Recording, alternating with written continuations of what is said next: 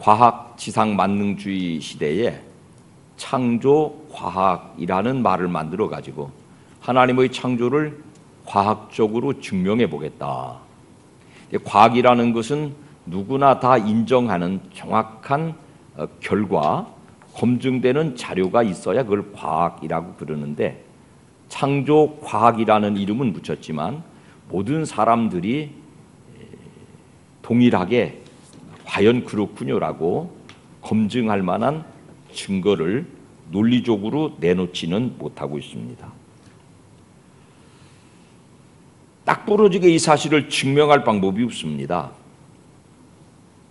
중요한 것 한 가지는, 그렇지만 태초에 하나님이 천지를 창조하셨습니다라는 사실을, 그 선언을, 그 밑도 끝도 없는 말을 믿으면 그때부터는 모든 게 달라집니다.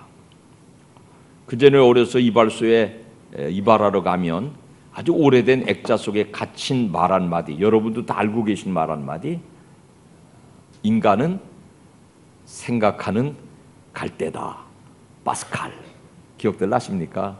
한 번쯤은 잘하면서 다 보신 구절이에요. 우리에게 또 익숙한 말이 있어요. 습관은 제2의 천성이다. 또 자신의 비참함을 모르면 결단코 하나님을 알 수 없다. 이런 말들을 묶어서 빵세, 프랑스 말로 그건 격언 혹은 명상 혹은 진리 뭐 그런 뜻이겠는데요. 그런 책으로 후대들이 묶어냈습니다. 그런 유명한 말들을 남긴 사람은 파스칼이라는 사람인데요. 이 사람은 원래 파스칼의 정리라고 하는 굉장히 유명한 수학적 자산을 남긴 사람이에요. 프랑스의 사상가였고 철학자였고 39에 죽었어요. 근데 그가 죽을 말년에는 아주 깊은 영적인 체험들과 신앙의 여러 모습들을 책으로 엮어서 그리스도교의 변증론이라는 책도 남기고 있습니다. 그의 인생의 초반에는 수학이나 과학이나 인간이 실증할 수 있는 학문들을 공부했지만 죽기 전에는 하나님께 돌아가는 신앙의 깊은 내면을 체험하고 글로 남기고 죽었습니다. 수학자였기 때문에 그 사람이 하나님을 수학의 확률이라고 하는 이론을 가지고 내기를 한 아주 재미난 이야기가 전해져 내려오죠. 그 그림 한번 보면서 설명드릴게요. 자, 나는 하나님이 세상을 만드시고 나를 지으셨다는 사실을 믿는다. 여러분 다 그거 믿으시죠? 근데 정말 하나님이 내가 믿은 대로 살아 계시다. 그러면 내 인생 대박 난 거예요. 나는 천국이 약속된 거예요. 내가 그렇게 일구월신 믿었는데 하나님이 나중에 죽고 보니까 안 계신다. 믿을 거 있어요? 본전은 한 거잖아요. 하나님 믿고 사니까 바르게 살았고, 하나님이 혹시 안 계셔도 그 하나님이 계시다고 믿고 사는 건 믿을 거 없어요. 하나님이 계신 것을, 하나님이 창조주이신 것을 나는 안 믿고 살았다. 근데 막상 죽어보니까 그 하나님이 계시더라. 그러면 내 인생은 망한 거죠. 지옥 갈 수밖에 없고요. 내가 하나님이 계시다는 것을 안 믿고 평생 살았는데 정말 죽어보니까 하나님이 안 계시더라. 그래도 뭐 인생은 본전은 한 거잖아요. 이게 파스칼이 우리에게 하나님의 존재를 믿도록 권면하는 내기. 하나님이 살아계신지 여부를 내기로 판단해 봐도 믿을 게 없습니다. 하나님 계신 거 믿고 사세요. 그런 권면의 이야기로 만들어서 전해져 내려오고 있습니다. 그 하나님을 창조주로 파스칼처럼 믿고 받아들이는 사람의 인생은요, 품격이 있습니다. 적어도 내 인생을 하나님이 지으셨다는 자부심이 있으니까 그 계획에 맞게 살려는 의지가 솟아나죠. 나는 부모 없이 자라는 아이들을 한 13년 보듬고 살아보았는데요. 이 아이들에게 가장 심각한 상처는 뭐라고요? 내가 받아들여줘야 될 나이에, 어린 나이에 나를 받아들여준 사람이 없고 어린 나이에 북풍한설 몰아치는 사람들의 눈치 속에 내던져졌기 때문에 자기 자신을 향한 자존감이 낮아요. 사랑해주는 사람이 없으니까, 부모가 없으니까. 먹고 사는 거는요, 걔네들이 더 잘 먹고 살아요. 나라에서 먹여주니까요, 그 나라에서 영양학적으로 식단을 짜가지고 기가 막힌 음식 만들어주고요. 나는 그 집에 창고에도 들어가 봤는데요, 보통 일반 가정에는 있지도 않은 학용품, 옷, 아디다스, 굉장히 유명한 그런 제품들이 창고에 가득가득 쌓여 있어요. 나라가 잘 먹고 잘 사니까 그런 아이들을 잘 먹이고 잘 입히고 해요. 근데 중요한 것은 내가 사랑받아야 될 그 자리가 없는 것이 그들의 가장 큰 아픔이에요. 그래서 자존감이 낮아요. 사랑받아 보지 못했으니까. 올해 우리 새나회가 중요한 계획을 했는데, 그 녀석들이 이제 그런 시설에 있다가 19되면 나와야 되는데, 시설을 졸업받고 나오는 녀석들이 참 살아가기가 암담하다는 거예요. 그래서 그런 사람들을 좀 개발해가지고 그런 사람들을 교회가 좀 지원하도록 합시다. 그런 계획 세웠는데 하나님이 기뻐하실 일이라고 생각합니다. 나를 사랑해주고 목적을 가지고 만들어주신 하나님이 계시다는 사실을 믿고 살면, 혹시 살다가 고난을 만나면 하나님, 이 고난이 저에게 어떤 뜻이에요? 묻게 돼요. 살아가다가 성공을 만나면 하나님께 영광을 돌리게 돼요. 혼자 쾌락으로 전락되지 않고 나를 지으신 하나님이 내 인생을 바르게 복되게 이끌어 주실 것을 믿으니까 인생의 맨 마지막 종착역을 향하여서 늘 소망이 있습니다. 반대로 그 창조주 하나님을 믿지 못하고 내 생명이 창조주 하나님이 만들어주신 것이 아니라 우연 발생적으로 생긴 것이라는 생각을 가지고 살면 우연에 기대어서 짐승처럼 삽니다. 그런 사람에게 고난이 오면 에이, 재수 없어가지고 말이야. 그 재수 없는 상황을 운명으로, 우연으로 받아들여요. 낙심이 쉽게 찾아옵니다. 좋은 일이 생기면은 운이 좋아서, 재수가 좋아서 생긴 일이라고 할 뿐, 누구를 향하여서도 감사의 마음을 표출하지 못하니까 물 없는 땅 사막처럼 그 인생이 메마르게 되지요. 하나님이 계시다고 하는 사실을 믿고 사는 사람의 인생은 정확한 목적이 있습니다. 나를 지으신 하나님을 영화롭게 하고 하나님의 뜻에 맞추어 살려고, 하나님이 나를 이 세상에 보내신 그 목적에 맞게 살려고 노력합니다. 우리는 예수님 이야기에서 달란트 받은 사람들 비유를 들었어요. 내 주인이 내게 달란트를 맡겼다는 것을 인식하고 믿는 사람들은 이 달란트 가지고 열심히 주인의 마음에 맞는 삶을 살아서 착하고 충성된 종이라는 칭찬과 아울러서 곱으로 더불어 받는 복을 누렸습니다. 근데 내게 주어진 달란트를 주인을 의식하지 않고 산 사람은 나중에 책망과 함께 바깥 어두운 데로 내쫓기고 말았습니다. 하나님이 내게 주신 인생의 목적을 잘 구별할 영안이 열리는 사람, 하나님이 나를 지으신 창조주 하나님이시고 살아 계신 하나님이라는 사실을 믿는 사람의 인생은요, 돈을 벌어도 그 돈의 사용처가 정확합니다.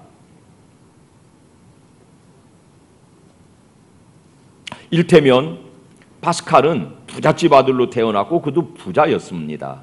근데 예수님을 중심으로 만나고 난 이후에 그가 가진 재산들을 팔아서 가난한 사람, 병든 사람들에게 나누어 주었고요.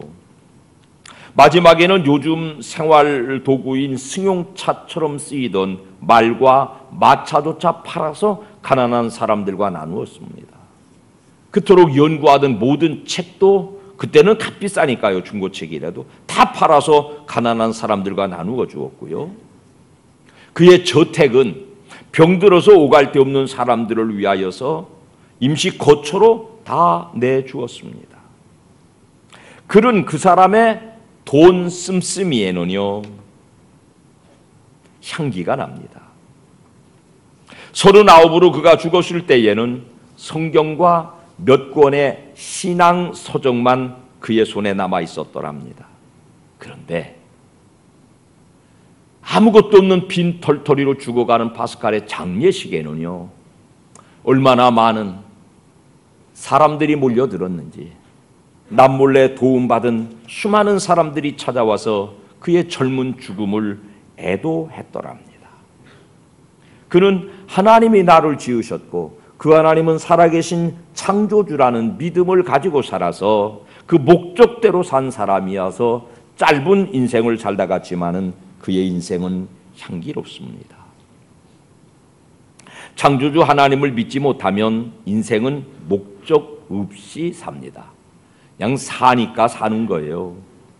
이런 인생은요, 굴곡이 올 때마다 낙심이 찾아옵니다. 더 중요한 것은 무의미의 함정에 빠져서 뭘 해도 의미가 없고 뭘 맛있게 먹어도 재미가 없고, 다행히 돈이라도 많이 벌면 내가 번 돈이니까 내 마음대로 쓰게 되지요. 돈은요, 하나님만큼 선해요. 하나님이 하시는 대부분의 일을 돈이 할 수 있어요. 아주 선한 도구입니다. 그런데 그 돈에는 독이 들어 있습니다. 독이 든 사과입니다. 하나님이 원하시는 인생의 목적대로, 생명의 목적대로 이 돈을 쓰면 하나님만큼 선한 것이지만은 함부로 목적 없이 쓰게 되면 제일 먼저 자신에게 독이 돼요. 탐욕의 도구가 되기도 해요. 그런 돈은 쓰면 쓸수록 악취가 나는 법이지요. 하나님이 살아계시다는 사실, 하나님이 창조주라는 사실을 믿고 사는 사람은 그 하나님의 세계, 영원한 시간, 영원한 공간, 더 쉬운 말로 천국을 보장받게 됩니다. 그 믿음대로 천국에서 영생의 복을 받습니다. 그 사실이 마음에 확정된 사람은 이 세상 사는 동안에도 나의 미래의 천국의 기쁨과 감격을 가져다가 오늘 현실 속에서도 무슨 일을 만나도 어떤 우여곡절이 있어도 하나님의 나라의 내면을 누리고 사는, 천국의 기쁨을 누리고 사는 값진 인생이 됩니다. 반면 그 하나님 믿지 못하는 사람은 삶의 목적지, 삶의 최종착역이 이 세상이라고 마침표를 찍어 놓은 사람은 바울에 의하여서 이렇게 설명되는데요. 고린도전서 15장 19절 말씀 시작. 만일 그리스도 안에서 우리가 바라는 것이 다만 이 세상의 삶뿐이면 모든 사람 가운데 우리가 더욱 불쌍한 자이리라. 세상에 마침표를 찍는 사람은, 영원한 하나님의 나라로 그 시간을 연장시키지 못하는 사람은 가장 불쌍한 사람보다 더 불쌍한 사람이랍니다. 어둠에 사는 생명이요, 악취가 나는 인생을 살다가 쓰러져 버리고 만답니다. 창조를 다시 설명드려 볼게요. 하나님이 세상을 창조하시기 전에는 원래 흑암과 무질서와 카오스, 어둠, 혼돈만 있었습니다. 그 카오스, 흑암과 무질서와 어둠에 질서를 넣으시고 빛을 만드신 것이 하나님의 창조입니다. 빛과 어둠을 나누어서 빛을 낮이라고 그러시고 어둠을 밤이라고 질서를 세우시는 것이 하나님의 창조입니다. 그걸 믿고 살면 최소한 파스칼이 구별해 준 것처럼 믿질 것은 없습니다. 여러분 쉽게 한번 고백해 놓읍시다. 하나님 믿고 살면 믿질 건 없습니다. 시작. 하나님 믿고 살면 믿질 건 없습니다. 다시 설명드려 볼게요. 하나님이 세상을 지으시기 전에는 어둠과 무질서예요. 근데 하나님이 에덴에다가 빛과 질서를 가져다 놓으시고 사람을 놓으셨어요. 근데 이 사람들이 다시 어둠과 무질서로 바깥 어두운 데로 에덴 밖으로 쫓겨났어요. 사연은 알고 계시죠? 죄입니다. 그래서 그때부터 인간의 삶에는 어둠과 무질서가, 혼돈이 인간의 본거지가 되고 말았죠. 죄와 질병과 가난과 전쟁과 고통과 갈등과 사람을 향한 미움과 이런 것들은 혼돈에서 태어납니다. 무질서에서 자랍니다. 어둠 속에서 작동하고 있습니다. 사랑 없는 삶, 낙심과 좌절이 인생의 주소로 정착되고 말았습니다. 교회에서 내게 주어진 역할 없이 자기가 주인이 돼서 내 인생의 주인 내가 돼서, 이게 17세기 이후에 모든 인간들 속에 사단이 가져다 준 생각인데요. 내가 주인이 돼서, 내가 존엄해서 내 생각과 판단과 경험과 지식과 감정과 결정권이 전적으로 내게만 있어서 내 마음대로 인생을 사는 사람들은 하나님의 질서에 어그러집니다. 그래서 내 마음대로 사는 사람들을 이 시대에 우리가 무질서, 어둠, 혼돈의 사람이라고 가정해야 될 것입니다. 그게 자기 자신의 진정한 본질인 것으로 착각하고 삽니다. 여러분, 그 자리에 혹시 계십니까? 내 인생이 내 마음대로 살아야 되는 내 것이라는 착각 속에 있다면 그 사람은 에덴을 벗어난 바깥 어두운데 무질서 속에 살고 있는 사람이에요. 예수님이 세상의 빛으로 오셨어요. 왜냐하면 세상은 어두워서 지금 말씀드린 것처럼 갈피를 잡지 못하고 있으니까요. 이사야 선지자는 그런 상황을 이렇게 설명해 줍니다. 흑암에 시작. 흑암에 행하던 백성이 큰 빛을 보고 사망의 그늘질 땅에 거주하던 자에게 빛이 비추도다. 그 흑암의 땅에 다시 빛을 비추는 것이 창조주의 일이에요. 무질서하게 사는 사람들에게 역할을 주어서 조정하고 통제하고 질서를 찾게 하시려고 창조주 하나님이 무질서의 인간 세상으로 다시 걸어 들어오시는 것이 우리가 기다리는 성탄절이지요.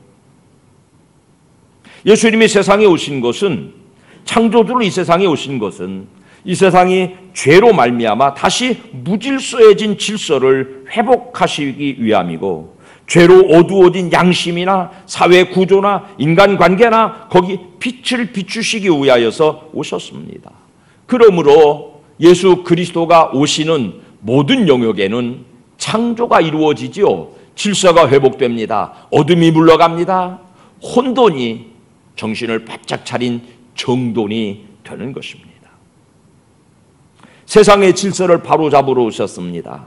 세상은 지금도 여전히 임 장로님 기도할 때 말씀하신 것처럼 전쟁과 무질서와 죄로 어둠과 분쟁과 이런 무질서와 어둠 속에 언제나 지금도 돌아가고 있습니다. 흑암과 혼돈의 땅입니다.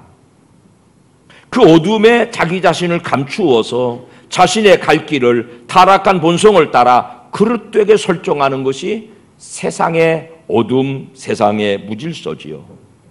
그 세상의 창조주 하나님이 질서로 들어오셨습니다. 그 창조주 하나님이 오신 땅에는 다시 질서가 잡히고 치료가 이루어지고 회복의 역사가 나타나고 가난한 사람들을 돌아보게 되고 원수진 사람들과 화해가 이루어지게 되고 전쟁을 그치고 칼과 창을 보습으로 갈아엎는 역사가 나타납니다.